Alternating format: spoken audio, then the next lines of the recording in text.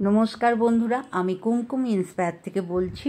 আমার এই চ্যানেলের মাধ্যমে আমি বিভিন্ন ঘরে বানানো রেসিপি আপনাদের কাছে নিয়ে আসি। আজকেও আপনাদের কাছে নিয়ে এসেছি খুব সুন্দর একটা রেসিপি, সেটা হচ্ছে ছোলা দিয়ে কুমড়োর ছক্কা। খুবই পুরনো দিনের রান্না আর খেতে অপূর্ব। আগেকার দিনের এই কুমড়োর ছক্কাটা, নিরামিষ কুমড়োর ছক্কাটা ঠাকুমা দিদিমারা এতটাই সুন্দর করতেন যে মুখে লেগে থাকতো। কুমড়োর ছক্কা রেসিপিটা আপনাদের কেমন লাগলো? ভালো লাগলে একটা সাবস্ক্রাইব করে নেবেন। নতুন নতুন ভিডিও আপলোড হলে আপনাদের কাছে পৌঁছে যাবে। আর এই কুমড়োর ছক্কাটা খেতেও খুব ভালো লাগতো। সব কিছুতেই খাওয়া যেত, যেমন মুড়ি, পরোটা, রুটি, লুচি, সব কিছু, ভাত দিয়েও। কুমড়োর ছক্কা মানে কুমড়ো আর আলুকে বড় বড় করে কেটে ছক্কা তৈরি করা। আর আগেকার দিনে উৎসব অনুষ্ঠান বাড়িতে এই কুমড়োর ছক্কা ছিল সেরা। কুমড়োর ছক্কা তৈরি করার জন্য আমি 500 গ্রাম কুমড়ো নিয়েছি আর একটা বড় সাইজের আলু নিয়েছি। এটা দিয়ে আমি আজকে কুমড়োর ছক্কাটা তৈরি করে আপনাদের সাথে শেয়ার করব। এবার তাহলে কুমড়োর ছক্কাটা তৈরি করে ফেলি। প্রথমে আমি কুমড়োটার খোসা ছাড়িয়ে নিলাম, নিয়ে এইবার বড় বড় করে কেটে নিচ্ছি।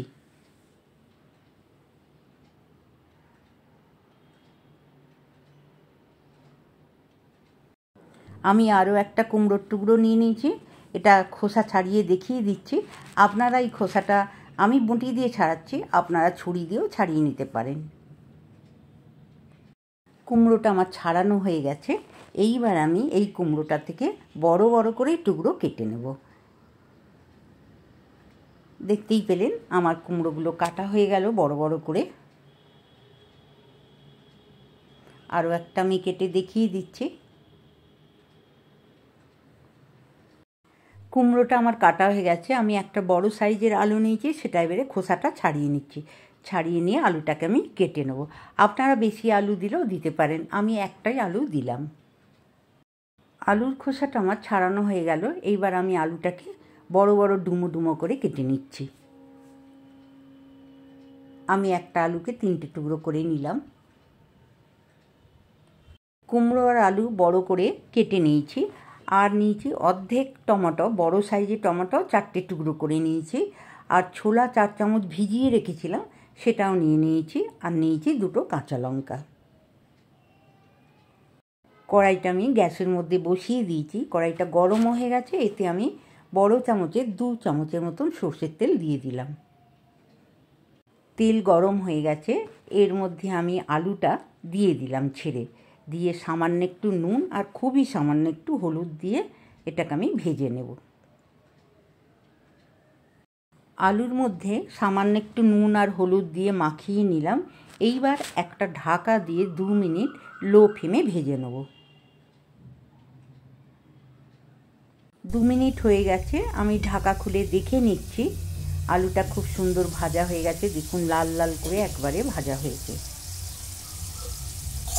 আলুটা ঢাকা দিয়ে নরমও হয়ে গেছে আর খুব সুন্দর লালচে করে ভাজা হয়ে গেছে। আমি এবার প্লেটের মধ্যে তুলে নিচ্ছি। আলুটা আমি লো ফ্লেমে কষে নিয়েছি। কত সুন্দর লালচে হয়ে ভাজাটা হয়েছে। ওই তেলের মধ্যেই দিয়ে দিলাম সামান্য একটু 5 ফোড়ন, আর দিচ্ছি 2টো শুকনো লঙ্কা, আর দিচ্ছি 8খানা তেজপাতা। তেজপাতাটা অনেকটা বড় ছিল, তাই আমি হাফ দিলাম। ফোড়নটা আমি নাড়াচাড়া করে ভেজে নিচ্ছি।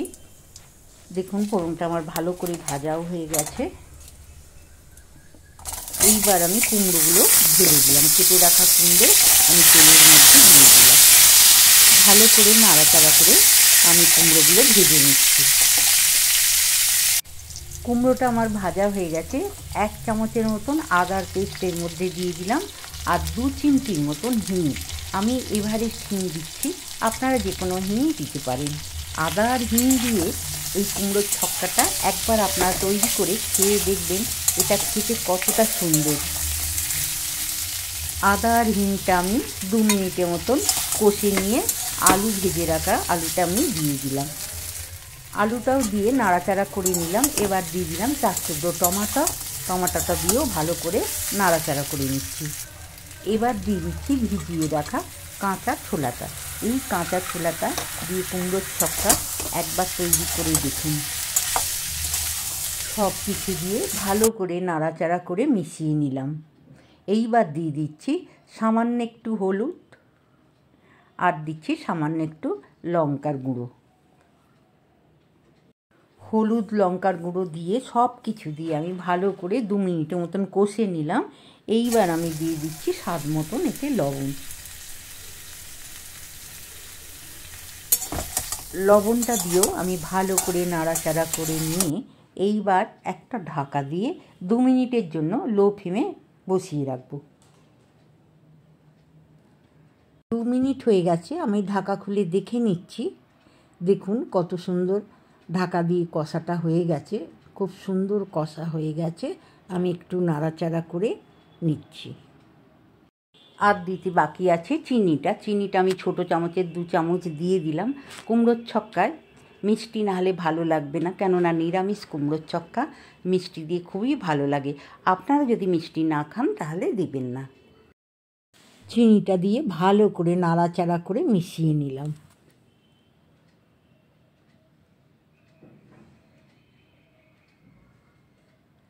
চিনিটা দিয়ে ভালো করে নাড়াচাড়া করে একবার ঢাকা দিয়ে রাখছি, যাতে চিনিটা খুব তাড়াতাড়ি গলেও যায়, মিশেও যায়, আর কষাটাও খুব ভালো হয়। দেখুন কষাটা কত সুন্দর হয়ে গেল।